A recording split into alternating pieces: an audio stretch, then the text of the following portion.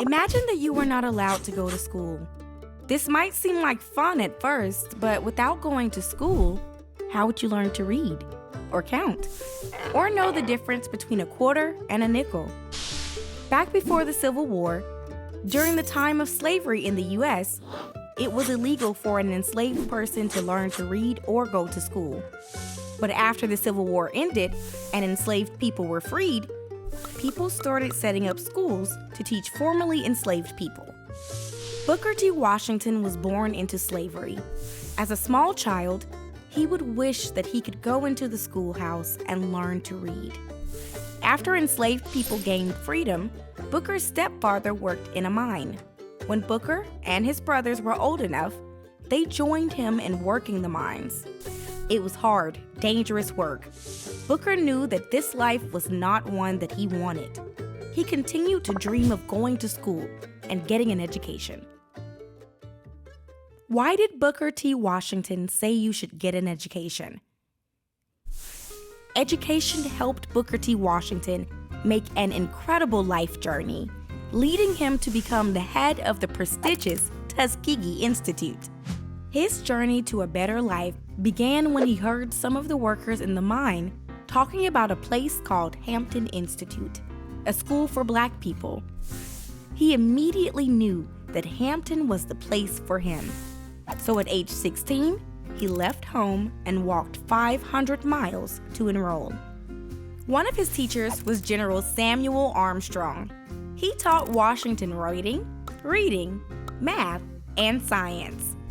Students also spent a lot of their time raising animals and learning farming, bricklaying, and carpentry.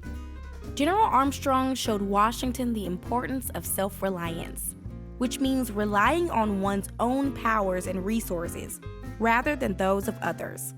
Booker T. Washington graduated Hampton Institute with honors in 1875. Washington wanted to help Black people in their daily lives, so he used the lessons that he had learned at Hampton to build a new school for Black people in Alabama, the Tuskegee Institute. In 1881, he arrived in Tuskegee to an empty lot. Within a week, he had started classes using an old church as a classroom. The Tuskegee Institute trained students to be teachers and more. Washington taught students to learn by using their hands, their heads, and their hearts. Educating the hand.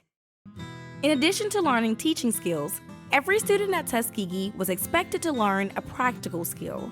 This was the education of their hands.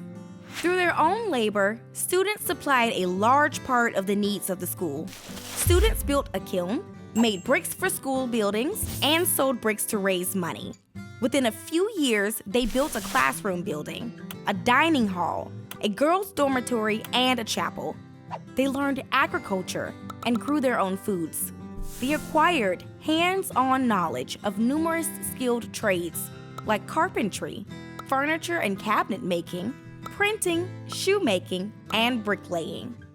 Washington believed that industrial education taught moral education. Industrial training, or vocational training, had three functions. First, Black students could work to pay their expenses at school. Secondly, they could develop skills that would be of economic value when they left school. Third, and most important, was to teach students about the importance of a strong moral backbone. Washington also understood that students needed to learn how to think. Educating the head. Educating the head, or academic learning, was not a separate, isolated pursuit. Washington encouraged students to use what they learned while studying math, reading, writing, and science in their industrial work. He wanted to ensure that Tuskegee graduates would be hired for all kinds of jobs, not just manual labor. His belief in the need for a knowledgeable labor force could be seen in the Tuskegee Institute helping Black farmers throughout the Black Belt by instructing them in crop science and household management.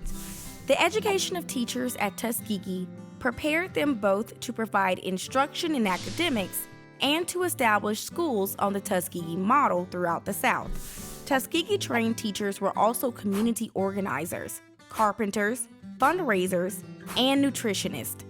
In 1882, Washington helped create the Alabama State Teachers Association to assist Black teachers in their mission to elevate the rural population, a task made more difficult by the sharecropping and convict lease systems that kept Blacks uninformed and in debt. To Washington, education was a process of refinement, of making oneself better, and to have a good heart is an essential part of a good education. Educating the heart. Washington believed that the goal of education is not only knowledge or skills, but goodness, usefulness, and the power to help others. That a person's happiness came from a life of service. He dedicated his life to giving back and sharing his knowledge with his students, inspiring them to live well-rounded lives and uplift their communities. His actions served as an example of being a kind and generous spirit with a good heart. Booker T. Washington held that education was the route to success, financial freedom, and equality for Black people. He made learning his life. Through education, he saw a path for Black people to overcome obstacles and achieve economic independence, as well as develop strength, self-reliance, and most importantly, self-esteem.